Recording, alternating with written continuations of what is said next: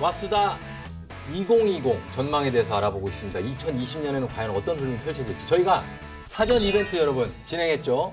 실제 구독자분들의 부동산 고민을 받았는데 정말 다양한 고민이 모였다고 합니다. 그래서 이 중에서 몇 가지를 뽑아서 고수들의 부동산 비책을 솔루션으로 여러분께 직접 드리겠습니다. 제가 MC 권한으로 먼저 일단 제 궁금증부터 좀 해결하고 가도록 하겠습니다. 왜요? 아니, 솔직하세요. 네. 저도 사실 왜냐면은 이분들하고 같은 입장이니까 구독자분들하고 그렇죠. 한번 물어보자면 우리 월천 대사님께 투자를 만약에 한다 그러면 어느 곳에 좀 눈여겨보고 투자하면 요거 좀 확실하다. 여기는 좀 이익이 난다. 예, 금액대별로 네. 다르긴 한데요. 이제 소액 투자를 하시는 분들 같은 경우는 네. 아무래도 이제 갭매혹이라는 단어를 쓰셨잖아요. 네. 그래서 이제 수도권의 경기권의 재정비 물량, 그다음에 이제 인천까지도 네. 지금보다는 조금 높은 가격으로 분양도 될 거고 성공도 될 거고 해서 네. 좀 눈여겨보실 필요가 있고요. 얼마예요? 그게 뭐 한 1억 정도가 있으면 아니, 투자 가능합니까? 투자금이 그쪽은 1억 미만으로 들어갑니다. 대신 미만, 네. 이제 투자 들어갔다가 다시 나오는 시점에서 부동산은 부동산이기 때문에 그 사고 파는 거에 이렇게 용이하지 않아요. 주식처럼 버튼 딱 누르면 손절매도 딱 치고 이럴 수 있는 게 아니기 때문에 네. 매도가 그런 지역들은 유연하지 않거든요. 그러면 이제 받쳐줄 땐 쫙 같이 팔렸다가 아닐 때 좀 쉬어가기도 길게 쉬어가요. 네네. 요점만 주의하시면 그래서 되고요. 그럼 좀 더 많이 지금 아직 유동 자산이 있다. 네, 3억 정도가 있다. 요즘엔 3억은 큰 투자금은 아니에요. 3억 원. 무슨 소리를 예, 3억 지금 있으세요? 왜냐하면 매매값이 지금 당장 3억이 제가 저는 있죠. 있다고 또. 아니 저는 다주택자이기 때문에 네. 항상 보유 자금을 지금 가지고 있어야 돼요. 왜냐면 전세금을 내줘야 될 때도 예전처럼 잔금 대출도 안 되고 하기 때문에 예전보다는 유동성을 좀 갖고 있긴 해요. 그러면 3억이 있다. 3억이 있으면 이제 안양권이라든가 안양권. 아니면 이제 광명이라든가 광명신도시. 이런데 아니면 이제 강북 지역의 일부 장의도 요즘에 3억 갖고는 초기 투자금이 좀 어려워진 상태고요. 네. 성남도 조금 어려워졌어요. 근데 다만 은평구는 아직 일부 지역이 3억대 투자금으로 가능한 지역들이 있고요. 네. 고양시에도 이제 능곡이라든가 이런 쪽에 능곡. 가면 투자금이 가능하실 것 같고요. 네. 갭 투자로 3억이면 지금 이렇게 서울에 있는 상위 지역을 빼고 보시면 되고요. 네. 네. 10억이 있으시면 지금 예. 그걸 뭐 하실 거예요? 저는 10억이 있으면 그 강북에 남아있는 노른자 재정비가 있어요. 성동구에도 좀 남아있고 네네. 행당역 쪽에 가거나 네. 아니면은 강북에 정말 평당가가 받쳐주는 네. 지역의 그 관리처분 인가를 비슷하게 이제 속도가 좀 나는 나는 그런 데를 투자하고 싶습니다. 네, 알겠습니다. 이번에는 구독자분들의 고민을 저희가 직접 받았거든요. 이 질문, 궁금증을 해결해 드리도록 하겠습니다. 자, 첫 번째 고민입니다. 지금 경기도에 거주 중인 30대입니다. 서울 집값이 비싸다고 해서 매년 더 오르지 내리지는 않을 것 같은데 이번 기회에 신용대출을 영혼까지 끌어 모아가지고 서울 입성을 좀 해볼까 고민인데요. 투자를 한다면 대출을 자산의 몇 프로까지 하는 게 안전한가요?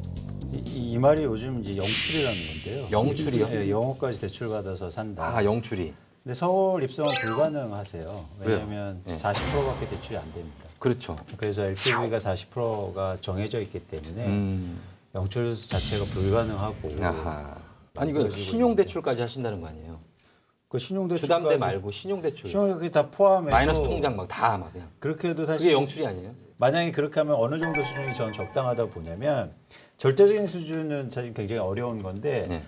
저는 이 LTV 40%가 굉장히 검증된 숫자거든요. 아 그래요? 네, 그러니까 뭐냐면 이 정도면 집값이 떨어져서 버틸 수 있는 수준. 버틸 수 있다. 그래서 갚을 수 있다. 그렇죠. 내 돈의 그러니까 40% 이상을 대출하면 이게 변동성이 힘드니까 이게 정부의 규정이라는 게 그런 게 있기 때문에 만약 영출해서 가능하면 막 가능하시더라도 40% 이상은 대출하지 마시라. 말라. 그리고 또 한 가지 첨언해서 간단하게 말씀드리면 네. 자꾸 부동산에 사시고 부동산 투자를 하시고 내 집 마련하실 때 웨어를 많이 보세요. 어디냐? 어디는 중요하지 않아요. 그럼 뭐가 중요하죠? 웬이 중요합니다. 언제? 언제? 시점. 언제? 네. 그러니까 되게 재밌는 게 그동안 집 30년 동안 안 사신 분들이 지금 사세요. 네. 뭐 하셨어요? 월세요. 네. 저 월세. 안 가. 그렇게 좋은 기간에 뭐 하셨냐고요. 반전세. 아니 그러니까 반전이 그러니까 아니 제 인생이 그랬었는데 그거 뭐 잘못입니까? 그러니까 뭐냐면 아니 그래서 여러분이 지금 내가 무주택자고 이렇게 생각하실 때가 굉장히 위험한 구간인 거예요. 그래서 저는 항상 이렇게 보실 네. 때 어쨌든 우리가 감내할 만한 수준의 대출을 일으키시고 언제를 항상 고민했으면 좋겠다. 알겠습니다. 언제를 뭐 고민해라. 금융은 그렇게 보는데 네. LTV에 대한 규정도 있지만은 네. 보통 이제 이자를 자기가 지급하는 게 있잖아요. 예, 이 이율에 따라서 이자 지급액이 달라지잖아요. 그렇죠. 그래서 이자 지급액이 자기 한 달 그 생활비에 예. 몇십 프로가 적절하냐 어느 그런 얘기를 정도예요? 말해요. 한 30~40%가 맥스라고 봐요. 맥스. 3, 40이요? 맥스. 맥스예요. 예. 그럼 만약 그러니까- 월 500을 번다. 그러면 자기 대출 이자가 한 150 이상 안 나가면은 되는 거죠. 리스키하다는 거예요. 아, 제일 쉽게 보는 방법은 이게 저축들 하시잖아요. 네. 그 저축의 수가 네, 네. 이자 플러스 원금 상환이면 무리가 없어요. 근데 지금 되게 위험한 구간인 게 금리가 낮아졌잖아요. 네네. 그래서 그래서 약간 조심해야 환상이 있는 조심하셔야 돼요. 거예요. 네. 왜냐면 아까 대표님 말씀하신 거 나중에 금리 오르면 어떡할 거예요? 또 하나 그러니까 이거를 보실 때 세상을 보실 때 플로우로 보시는 거예요. 지금 내가 여기 단절해서 스톡으로 보시지 마시고. 아, 예, 예. 흐름을 봐라. 자, 그러면 다음 고민 한번 보겠습니다.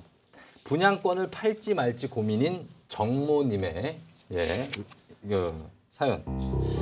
내년 초에 말이죠. 서울 가재울 뉴타운에 입주 예정인 1주택자인데요.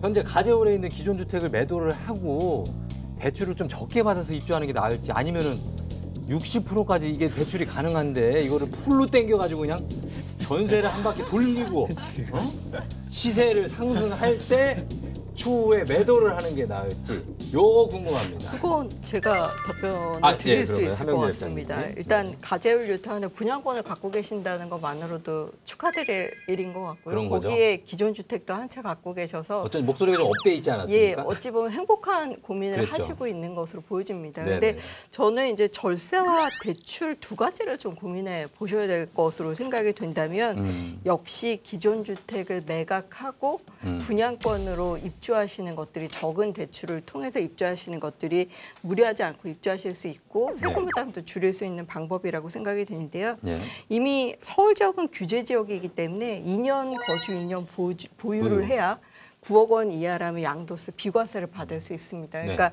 2년 이상 기존 주택을 보유하셨다면 기존 주택을 비과세 받고 신축 주택 분양권을 기다리고 계시다가 분양권 입주하실 때 또 입주하셔서 2년 보유 2년 거주하신 이후에 양도소득세를 비과세 받으실 수 있는 방법도 있고요. 네. 실제 이게 두 가지를 동시에 가지고 가신다고 했는데 60%까지 대출을 받으신다고 했잖아요. 근데 네. 지금 서울 지역은 2주택 이상은 아예 대출을 해주지 아예 않고 0% 있는 죠? 분위기입니다. 그리고 서대문구가 사실상 투기 지역이 아니라고 하더라도 지금 DSR이라든지 LTV가 40% 정도에서 대출을 해주고 있기 때문에 네. 근본적으로 1금융권의 저리 대출은 받으실 수 없는 것으로 보여집니다. 그렇다면 양도소득세와 그리고 네. 대출 간의 금액을 생각했을 때는 역시 기존 주택을 매각한 대금으로 네. 신규 분양권을 입주하시는 것이 현명해 보입니다. 알겠습니다. 자, 요 고민 좀 해결해 드렸고요. 다음 고민 한번 들어보겠습니다. 김모 씨가 선거가 궁금해라는 제목으로 질문을 남겨주셨습니다. 아니, 부동산이 이게 정말 어렵고 오묘한 것 같습니다. 아니, 들리는 소문에 세종에 사시는 분이 그러는데 본인은 대선을 바라보고 계신다네. 대선이 끝나면 세종이 집값이 많이 오를 거란 얘기입니다. 세종이 좀 특별한 곳이긴 하지만 그런 소문이 있다는 게 정말 좀 이상하기도 한데 그럼 당장에 내년에 4월 총선도 이게 영향이 좀 있는지 우리 전문가 양반들의 마음은 어떤지 좀 궁금하네요. 과거에는 이제 영향이 거의 확실하게 있었는데 최근에는 아주 약한 건 없구나. 아, 그 이제 원래 뭐 몇 개월에 나타나냐 이런 것들을 넣지만 예, 예. 한 6개월, 1년까지 봐도 최근에는 아주 미약한 걸로 나와요. 관련이? 예, 그래서 옛날 같은 게 대선 같은 경우에는 네네. 뭐 하면은 어떤 특정 지역에 뭐 공단을 하겠다. 경기 부양책 뭐. 올라가는데 예, 예. 요즘은 그런 공약도 별로 없고 없어요. 그러니까 그 얘기들이 다 옛날부터 나왔던 얘기예요. 또 네. 세종시를 세종은 얘기하셨는데 어떻습니까? 세종은 네. 뭐 여기 편하게 얘기하니까 편하게 말씀드리면 네. 공무원들이 갖고 있는 재산이 많지는 않습니다. 아. 근데 공무원들은 집 하나 갖고 있는 사람이 많거든요. 예. 자기 동네 집값 떨어지면 가만히 있겠어요? 그렇죠. 재난특별구역 지정할 겁니다. 재난특별구역까지는 아니지만 어쨌든 공무원이 가지게. 공무원들이 다수 거주하는 지역은 그렇죠. 뭐- 그 재난특별구역 지정하면 아마 값이 확 오르지 않을까 싶기도 하고. 예, 예. 그래서 제가 보기엔 좀 안정적으로 움직일 가능성이 있다. 아, 안정적이다. 근데 순간적으로는 떨어질 가능성도 있고. 근데 부동산 중에서 땅값은 선거하고 아주 관련이 많습니다. 땅값은 왜요? 집값은 상관없고요. 집값은 큰 상관이 없는데 왜요? 땅값은 왜요? 예를 들어서 어떤 국회의원이나 대통령께서 네. 여기 도로 놓는다 이렇게 얘기합니다. 아. 땅값은 바로 5배 오르고 그럽니다. 아 그래요. 그래서 땅값은 굉장히 민감한데 네. 근데 그 공약이 아니었다 이러면 이제 또 굉장한 피해도 있습니다. 그래서 개발업계에서는 뭐 방구를 자식계약 연가가 나온다 그러는데 방구 꼈느냐 안 꼈느냐 확인하고 보시면 확인하고. 괜찮을 거예요. 예. 아주 큰 연관이 있다고 보시면 또 큰 거 다칠 수 있다. 예. 네. 자, 이어서 박모모님의 강남으로 가야 할지 고민 중인데요. 라는 사연입니다. 분상제 발표 이후에도 강남 집값이 여전히 오르고 또 올라요. 1주택자로서 강남 갈아타기를 고려 중인데 대체 언제쯤 환승을 해야 할지 결정하기 너무 힘드네요. 최근에 너무 올라서 조정 기간이 올지도 궁금하고요. 지금 가격이 적정한 건지 아니면은 강남 불패는 영원하니까 바로 행동으로 들어가야 될지 현명한 조언 좀 부탁드립니다. 이주연 대표님이 한번 답변 해주실까요? 일단 궁금한 건 지금 소유하고 계시는 주택이 어느 구에 있는 주택인지가 궁금해서 이 주택의 양도 차익이 지금 얼마나 발생했는지가 궁금합니다. 일단 첫 번째는 네. 양도 차익을 상당히 보셨다면 양도 차익이 이제 이분이 1주택이시기 때문에 일단 양도세 끊고 간다고 얘기하는데요. 네. 양도세를 한번 네요? 내시고 아. 이제 이동하는 것도 양도세가 계속 늘어나면 예. 그만큼 세 부담이 늘어나기 때문에 아. 그런 게 첫 번째 그게 궁금하고요. 네. 그다음에 이제 일단 타이밍을 놓치셨어요. 타임이 왜요? 왜 올 상반기에 갈아타셨어야 돼요. 만약 마포나 성동구에 보유하신 네. 소유자라고 하면 네. 올 상반기에 강남, 그러니까 많이 오른 곳은 많이 조정되고 네. 조금 오른 곳은 조금 조정돼요. 어. 이제 똑같은 퍼센트로 움직일 때 금액이 달라버리니까. 네. 그래서 만약 올 2, 3월이었다고 생각을 하면 네. 마포구에 내 집을 1억 확 금매로 내주고 내주고. 이제 팔고 강남의 역삼동으로 오면 네. 이제 역삼동은 3억 정도 낙폭이 있었기 때문에 네. 그 시세 차익 보기가 좋죠. 근데 그걸 왜 못 하셨냐면 첫 번째는 내가 살고 있었던 집이 생각보다 안 나가는데 아. 가격을 조정을 마음대로 못 해준 거예요. 보통 물어보시면 집을 내놨는데 거래가 안 돼. 가격 조정을 해줬는데 네. 매수자가 안 붙어요. 그래서 아하. 얼마 조정해 주셨으면 2천? 그다음 이제 또 하나는 더 떨어질까 봐. 더 떨어질까 봐 기다리다가 타이밍 놓치신 분들이 있고 예. 문제는 또 조정 기간이 언제고 오죠. 지금 상승장에서도 출렁출렁 이렇게 올라가거든요. 그 조정의 낙폭을 잘 보면 특히 강남권 같은 경우는 낙폭이 종목에 따라 다르지만 올 상반기도 상승장 기조에 있었지만 일시적인 과물량 송파일리오와 개포가 동시에 입주를 했잖아요. 네. 그런 과물량 구간이 있었기 때문에 그때 많이 조정이 됐었단 말이에요. 요럴 때 조정대 잡으려면 지금 양도세 절세가 되시면 지금이라도 갈아타시면 되고요. 왜냐면 업그레이드를 하시는 거잖아요. 예. 근데 나는 지금 양도세 절세를 그렇게 할 만큼 여기서 많이 차익을 본 게 아니라서 좀 더 강남이 조정되었을 때 분위기 봤다가 가고 싶다라고 하면 이땐 잊으시면 안 되는 게 있어요. 그러니까 먼저 갖고 싶은 강남을 잡아두고 여윳돈으로 잡아두고. 이제 전세 끼고 잡아두는 거죠. 그다음에 시차가 풀려서 우리 집도 팔릴 때가 되면 그때 이제 우리 집을 팔면서 이제 새낀 거 빼주면서 들어가고 그럼 정말 2배의 차익을 보는 거죠. 강남은 싸게 잡고 예. 그다음에 우리 집은 조금이라도 1억이라도 더 올랐을 때 팔고. 근데 이 전법들을 잘 못하시는 이유가 대부분은 부동산에 모두 올인을 하기 때문에 여유 자금이 없어요. 없어요. 예. 그러면 이미 살만한 그 바닥 물건이라는 표현을 하는데 네. 바닥에 쌓은 물건들은 이미 다 팔린 상태인 경우가 많고 특히나 여기서도 매도를 하고 하시는 분들은 뭐냐면 또 그분도 살 게 있으니까 매도를 하는 거예요. 네. 그래서 여기서 가장 중요한 게 중도금을 좀 많이 빨리 달라고 하거나 아니면 잔금을 빨리 요구하는 경우가 있어요. 네. 그때도 여유 자금이 없으면 또 갈아타는데 굉장히 용이하지 않거나 제값을 줘야지만 살 수 있겠죠. 예. 그래서 이런 것들 주의하시면 될 것 같습니다. 네, 예, 네. 그래요. 자, 고민해 보시고요. 자, 마지막 고민인 것 같죠? 예, 고민 신규 분양을 고민 중인 조모 씨입니다. 조 씨네. 예, 조모 씨. 안녕하세요. 현재 고향 삼성지구내 자가로 아파트 실거주 중인데요. 스타필드랑 신분당선 같은 대형 호재가 있을 예정인데도요. 공급 과잉하고 그 창릉 신도시의 여파로 거래나 가격이 상승되지 않아서 조금 찹찹한 마음에 마지막 희망이라고 생각하고 고향 덕은지구 자이 분양을 기다리고 있습니다. 덕은지구 자이 TV라고 편파적인 솔루션을 주시지 않으리라 믿어요. 덕은으로 가게 되면 우리 덕은 자이 출근도 용산인데 너무 가까워지고 한강권에 삼성보다 가치도 훨씬 나을 것 같고요. 수색보다도 좋을 것 같은 듯한데요. 갈팡질팡 진짜 고민이에요. 전문가들의 의견 좀 부탁드릴게요. 네. 자, 이 덕은자이 쪽을 굉장히 신뢰하시고 신봉하시는. 근데 실거주자신데 어떻게 청약을 하시죠? 저도 사실 이걸 보면서 뭔가 좀 오류가 있나요? 왜냐하면 예. 고양시 같은 경우는 지금 조정 지역이기 때문에 네. 청약 1순위 자격 요건이 네. 무주택자, 세대주, 과거 5년 내 당첨 사실이 없는 분들이어야 되기 때문에 아버지 내기로 사실상 지금 아파트 이건 사고 안 돼요? 네, 이분은 이건 안- 덕은지구에 청약을 하실 수는 없을 것으로 보여집니다. 사실 고양시를 살펴보면 기존에 90년대 초반에 지어진 일산 동과 서구 네네네. 일대가 있겠고요. 있죠. 물론 그 일대 그 킨텍스 부지는 최근에 입주를 하고 있어서 그렇죠. 최근에 비교적 아파트 조성이 많죠. 됐지만 네.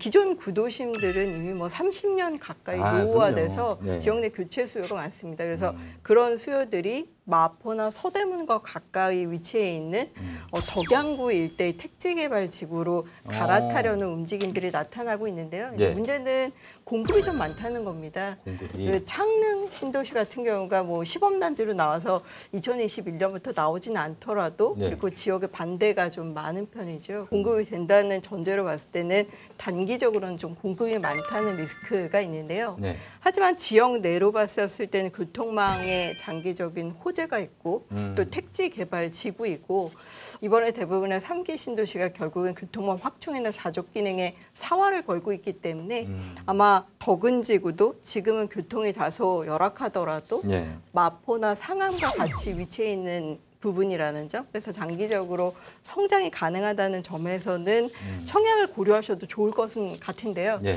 대신 이분이 청약할 수 있는지 자격이 없는지는 되는지. 반드시 은행이나 아파트 투유라든지 네. 금결원에 확인을 하셔서 그 부분은 체크를 하셔야 될 것으로 보여집니다. 자, 이렇게 사연도 들어봤습니다. 우리 구독자 여러분 고민이 좀 어떻게 풀리셨는지 모르겠습니다. 자, 오늘은 신규 분양부터 매매 시장 전반에 대해서 좀 꼼꼼하게 진단을 해봤는데 그렇게 뭘까요? 그 전망이 나쁘지만은 않습니다. 오를 거라는 전망도 굉장히 많고 그리고 또 위기가 있는 곳에 또 기회가 있지 않겠습니까? 그러니까 여러분들 많은 기회를 좀 잡으셨으면 좋겠습니다. 자, 네 분 오늘 함께 하셨는데 마지막으로 우리 구독자분들께 하고 싶은 말씀 짤막하게 한 말씀씩만 부탁드리겠습니다. 신 교수님. 부동산에서는 믿을 사람 하나 없다.